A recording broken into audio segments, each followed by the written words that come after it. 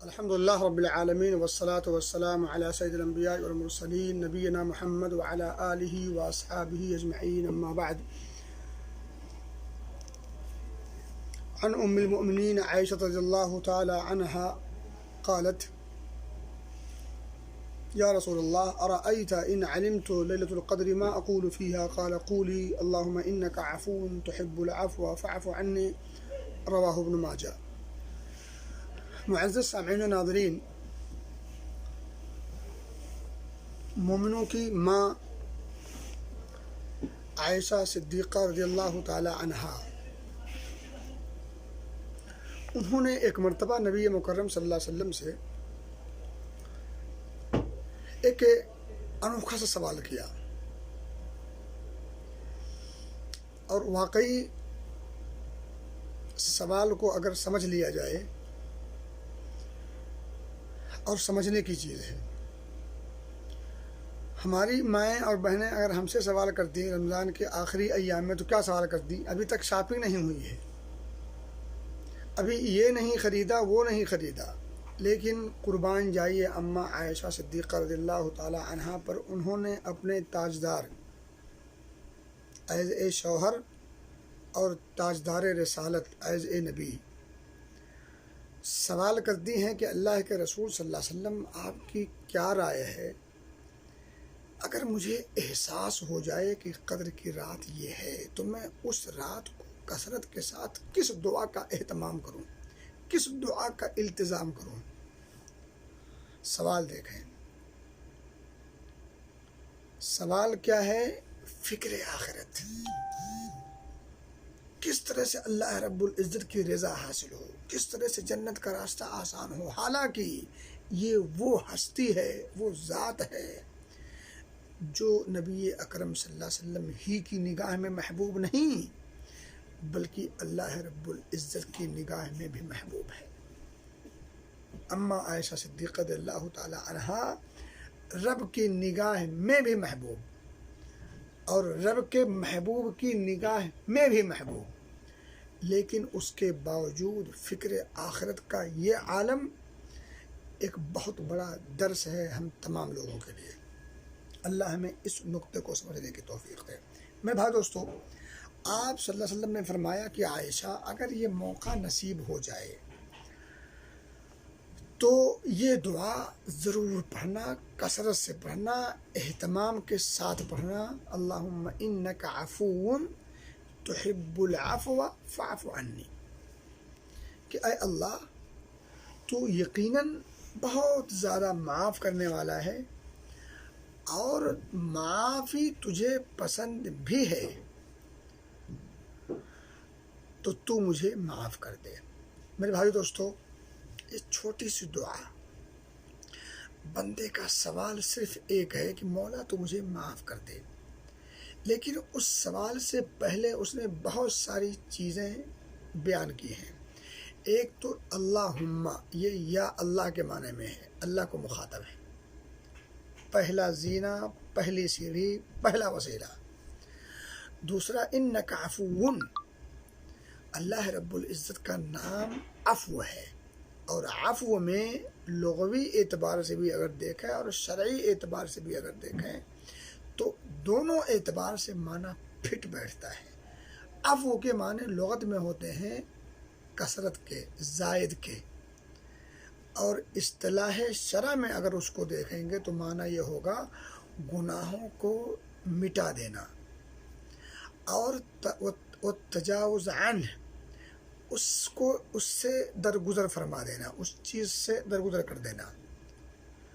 اور اسی طرح سے وہ ترک العقاب، اور پکڑ نہ کرنا.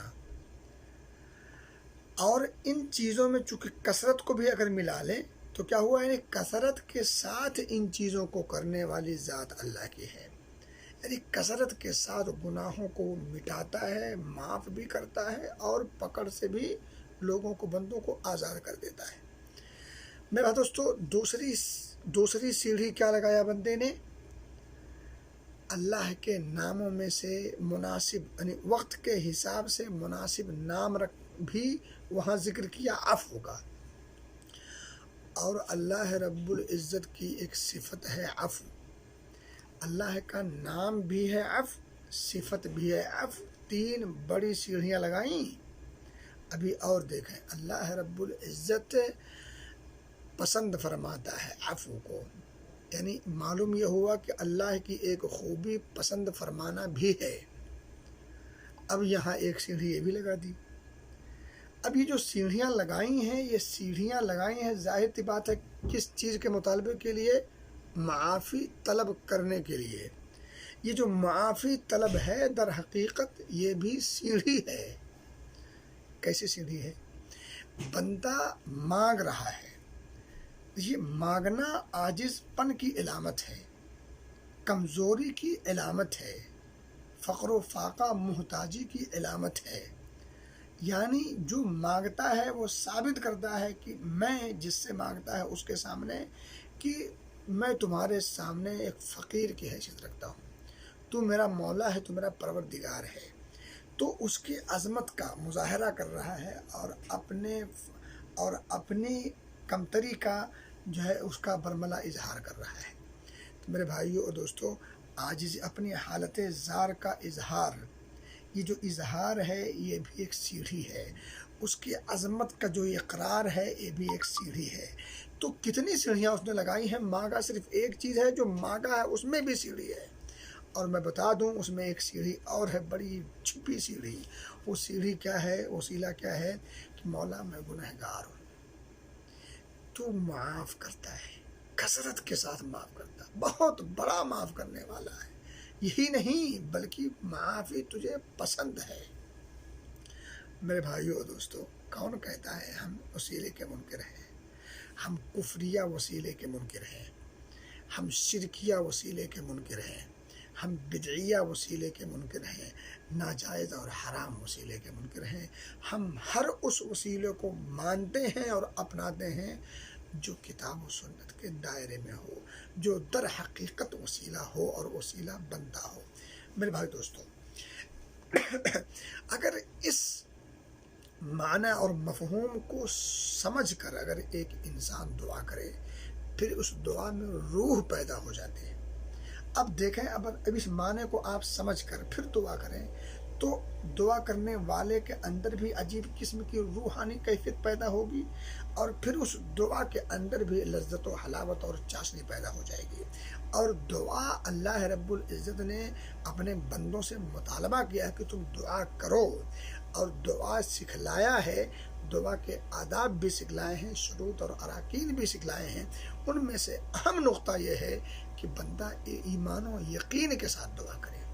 اب ایمان و یقین کب پیدا ہوگا؟ جب اسے پتہ ہو کیا کہہ رہا ہے، اور جب اسے پتہ ہو کہ اللہ رب العزت معاف کرتا ہے، معافی کو پسند فرماتا ہے، اور بڑے اونچے پیمانے پر اعلیٰ سطح پر معاف فرماتا ہے، تو پھر بندہ ایک امید کے ساتھ دعا کرے گا۔ اب جب اسے پتہ ہی نہ ہو کہ وہ معاف کرے گا کہ نہیں کرے گا، معاف کو پسند کرتا کہ نہیں کرتا، پھر اگر آدمی ہاتھ کے لیے دعا کے لیے ہاتھ اٹھائے تو وہ چاشنی پیدا نہیں ہوگی۔ لیکن اس معنی اور مفاہیم کو سمجھ کر ایمان و یقین کے ساتھ اگر ہاتھ اٹھ جائے، میرے بھائی دوستو، پھر وہ ہاتھ گرے گا بعد میں، قبولیت کا درجہ پہلے حاصل کرے گا، شرف قبولیت سے پہلے نوازا جائے گا۔ میرے بھائی دوستو، دوسری بات آپ یہ جانتے چلیں کہ لیلۃ القدر میں، اب ظاہر سی بات ہے لیلۃ القدر فکس نہیں ہے، وہ آخری عشرے کی طاق راتوں میں سے کوئی بھی ایک رات ہو سکتی ہے۔ کم از کم 5 رات ہمیں جاگ کر کوشش کر کے حاصل کرنی چاہیے۔ اب ان طاق 5 راتوں میں سب سے افضل دعا یہ دعا اللہم انک عفو تحب العفو فاعف عنی ہے۔ اس کا مطلب یہ ہرگز نہیں کہ دیگر دعائیں آپ نہیں کر سکتے۔ دیگر اور دعائیں جو مسنون اور معثور ہیں، ان تمام دعاؤں کو بھی آپ کریں جو دین دنیا کی جس میں بھلائیاں پنہا ہیں۔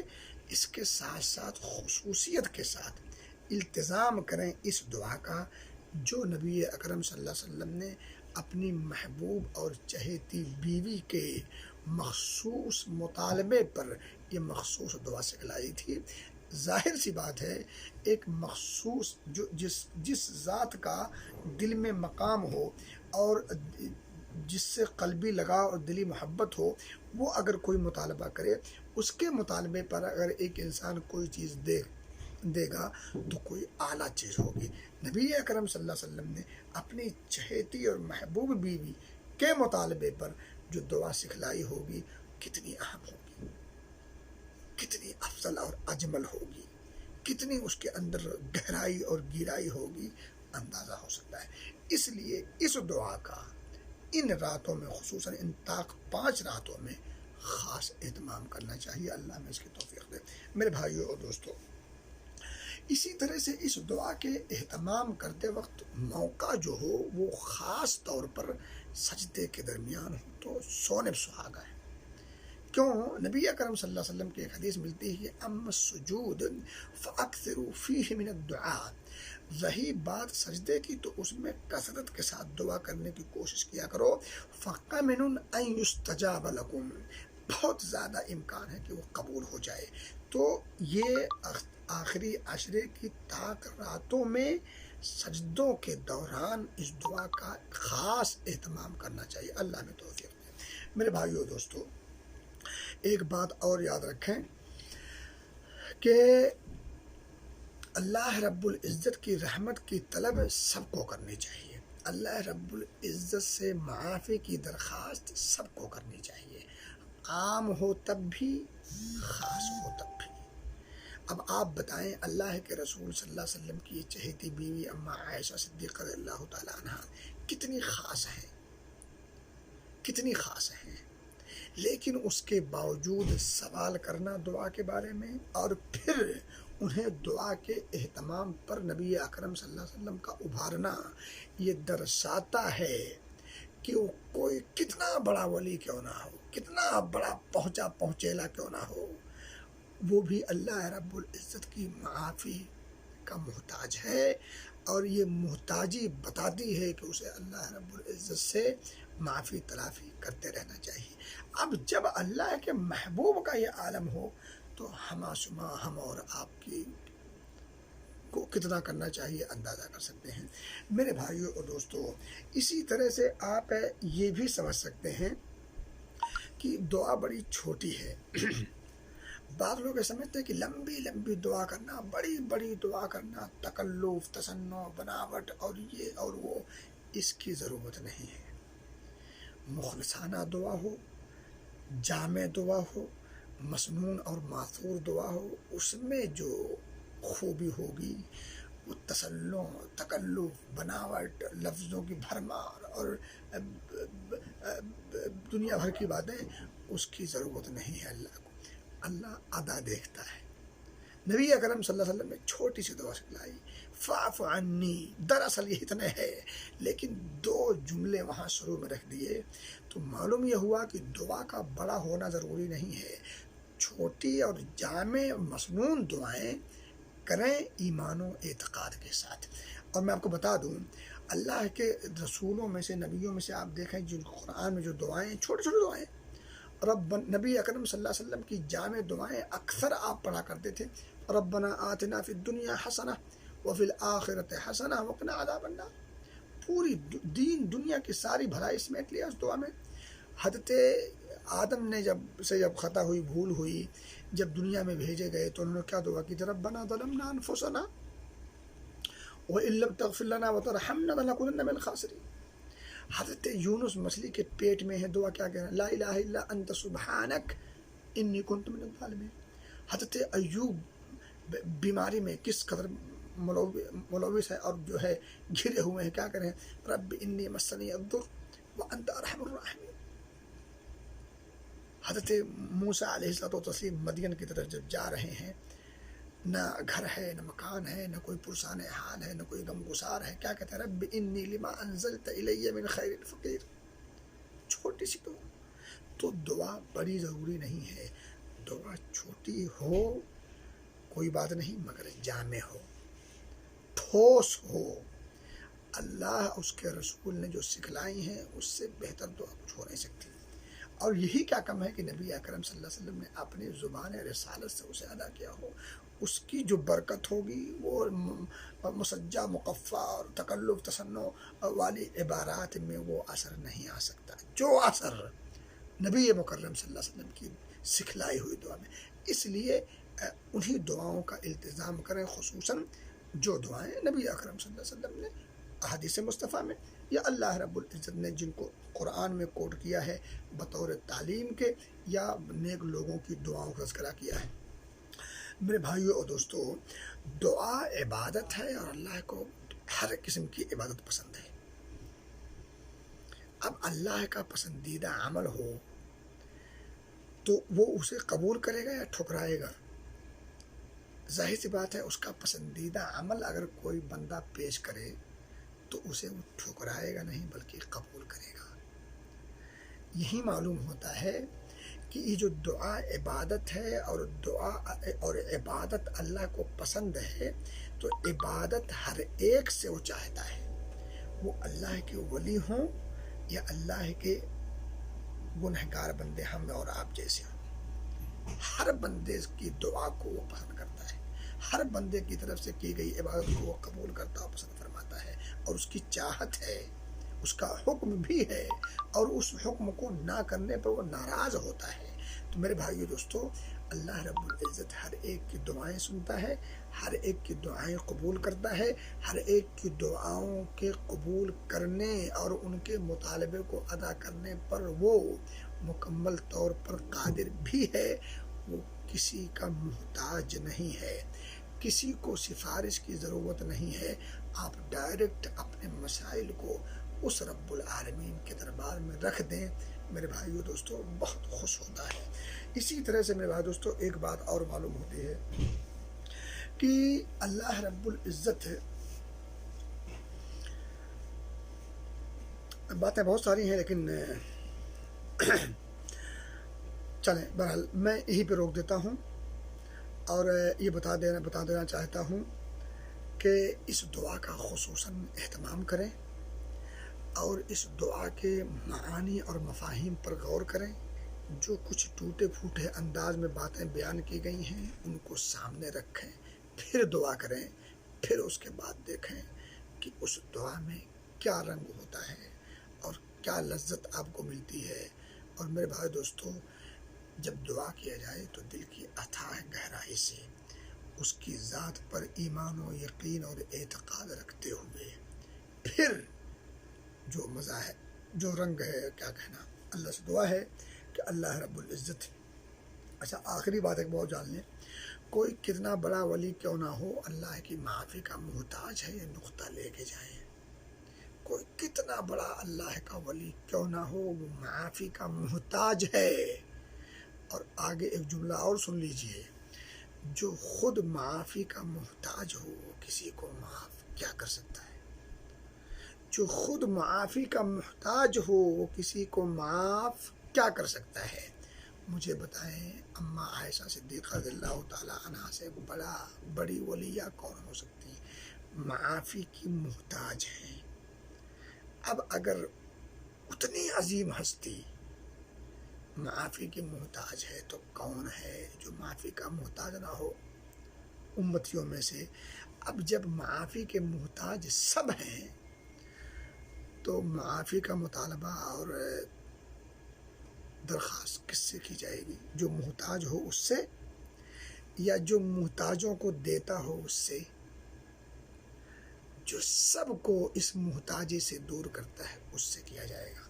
میرے بھائی دوستو، اب یہی ایک نقطہ اور بتا دو آپ کو، بہانے کا تذکرہ میں نے کیا ہے کہ جب ان بڑے بڑے اولیاء کو، اتقیاء اصفیاء کو، بزرگان دین کو، محبوب الہی جیسے اللہ کی محبوبیت رکھنے والے لوگوں کو جب اللہ رب العزت کی معافی کی طلب پڑتی ہے اور طلب کرنی ہے اور ضرورت پڑتی ہے، تو پھر ہم اور آپ کو کس حد تک اس پہلو پر غور کرنا چاہیے؟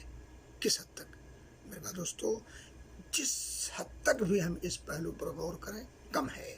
اللہ ہمیں اس پہلو پر غور کرنے کی توفیق دے، اور ان قدر کی راتوں کی قدر کرنے کی توفیق دے، اور قدر کی راتوں کو جاگ کر شب بیداری کر کے کثرت کے ساتھ تلاوت قرآن، ذکر و اذکار اور اسی طرح سے قیام اللیل کرنے کی توفیق دے۔